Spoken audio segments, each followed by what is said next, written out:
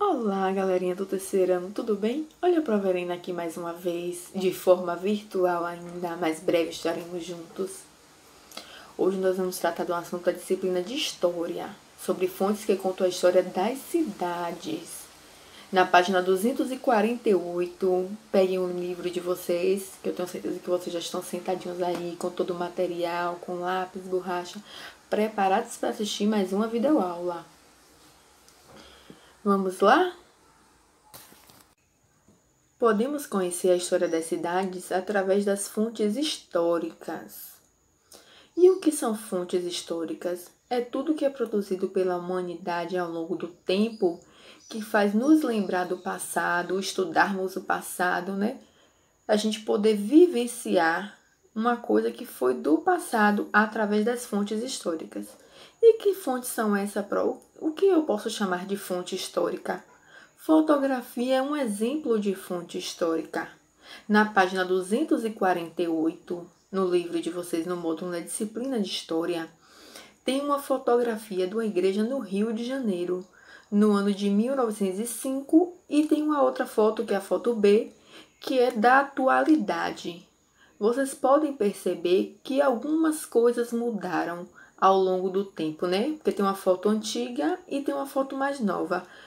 Um exemplo que eu posso dar do que modificou um pouquinho ao longo do tempo foi a construção de prédios. Você vê que na imagem B, aí no seu livro, na página 248, tem uma imagem de prédios construídos aí na lateral da igreja, na lateral esquerda da foto B.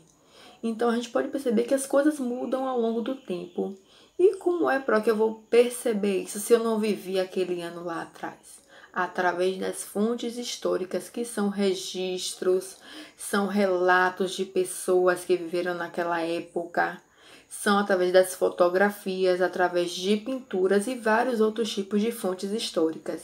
Então, são as fontes históricas que nos ajudam a poder relembrar fatos do passado e até estudarmos, né, sobre o nosso passado. Como a Pro falou, existem vários tipos de fontes históricas. Além das fotografias, como vimos na página 248, temos diversos tipos de fontes históricas que nos faz relembrar tudo o que aconteceu no passado, o que as pessoas vivenciaram, né? Então, eu posso dar exemplo de livros antigos, brinquedos, moedas, páginas de jornais. Esses exemplos todos tem aí na página 248 249, desculpa, do seu módulo. Tem uma planta da cidade do Rio de Janeiro. Então, através de todos esses materiais, que são as fontes históricas, né? Que nos ajudam a conhecer um pouquinho do nosso passado, né? Esses todos são exemplos, né, de fontes históricas. Como a Pro já havia falado aqui, os relatos orais também são considerados como fontes históricas, porque são vivências no passado de pessoas, né, que vêm nos contar para a gente poder saber o que aconteceu sobre aquilo que não vivemos, nossos avós, por exemplo. Eles nos contam algumas histórias. Então, esses relatos dos nossos avós são considerados fontes históricas orais. Por que oral, Pro? Porque é através do diálogo, né, daquela pessoa, né, contando pra gente o que foi que aconteceu, o que, é que eles vivenciaram, e a gente, curioso, procura saber como foi meu avô que a senhora viveu isso, como foi que a senhora viveu aquilo. Então, os relatos orais também são importantes para relembrarmos sobre o passado, beleza? Recapitulando, bora ver se vocês se lembram o que são fontes históricas. O que são fontes históricas? A prova dá uns segundinhos aqui para você poder responder aí. Para você mesmo. Fontes históricas, tudo aquilo que é produzido pela humanidade ao longo do tempo, que serve para nós fazermos o quê? Relembrarmos do passado, estudarmos o passado. E quais são os exemplos de fontes históricas que nos ajudam a estudar e relembrarmos e descobrirmos fatos do passado? Fotografias, moedas, livros, objetos, pinturas de quadros e vários outros objetos. Agora vocês vão responder o dever na página 250 e 251. Sei que estão afiados, prestaram bastante atenção à aula da Proverina e vão dar um show, não vai precisar nem de auxílio da mamãe e do papai para responder. Beleza?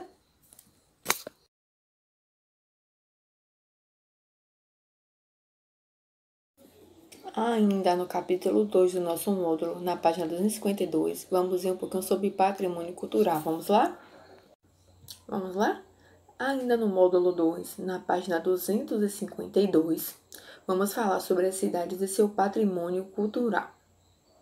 Muitas fontes que contam a história de nossa cidade, as fontes históricas que nós vimos anteriormente. Muitas fontes que contam a história de nossas cidades, como estátuas, monumentos, edifícios, são considerados como patrimônio cultural. Vamos lá então ver o que é patrimônio cultural? Patrimônio cultural é um conjunto de bens importantes para uma sociedade por conta do seu valor histórico e afetivo. Por que histórico, Pro? Porque retrata sobre a história da nossa cidade, a história daquele lugar, E o valor afetivo por quê? Porque foi importante para várias pessoas que vivenciaram na época, até para nós mesmos, Vou citar como exemplo de um patrimônio cultural bastante importante que nós baianas amamos, é o Farol da Barra. Construído há mais de 200 anos, Ele foi bastante importante para a história da nossa cidade, porque protegia a nossa cidade de invasores, porque era uma movimentação muito grande aqui no Porto de Salvador, com navios trazendo escravos, Muitas pessoas em busca de pau-brasil, explorar o pau-brasil aqui na nossa Bahia, entendeu? Então, aquele farol protegia a nossa cidade de invasores. Portanto, o Farol da Barra é considerado um patrimônio, histórico e cultural para a nossa cidade. Bastante importante não só para a nossa cidade, assim como para o Brasil também. Outro exemplo importante, que consta na página 252 do nosso módulo, é o Palácio Rio Negro, construído em 1889 na cidade de Petrópolis, no Rio de Janeiro, Essa construção foi encomendada por um poderoso e rico produtor de café, E hoje, esse prédio, esse monumento, ele consta, histórias sobre a produção de café no Brasil. É um acervo, É um museu bastante importante para a região de Petrópolis, porque ele relata a história da produção de café há mais de 130 anos atrás. Então, é outro patrimônio cultural bastante importante, Não só para a cidade do Rio de Janeiro, assim como para a cidade de Petrópolis e para o Brasil todo, Porque é a história do nosso país, Não é só importante para as pessoas que moram naquele lugar, mas para o Brasil todo, porque estamos falando do nosso país. Na página 253, temos também o Centro Histórico, de São Luís, no Maranhão, que lembra até o nosso Pelourinho, É um patrimônio histórico também, daquela cidade e muito importante para o nosso país. Mas não são considerados só patrimônio históricos, monumentos, prédios, Alguns objetos também são considerados como patrimônio histórico e cultural, Como o acervo de cerâmica dos índios Marajoara, Que tem aí na página 253 o exemplo, dos objetos de artesanatos feitos por esses índios, Por essa tribo de índios Marajoara, que também é bastante importante para a cultura do nosso país. O conjunto de edifícios, de monumentos, de objetos artesanais, todos eles são classificados como patrimônio cultural material. Agora a gente vai ver um pouquinho dos patrimônios imateriais.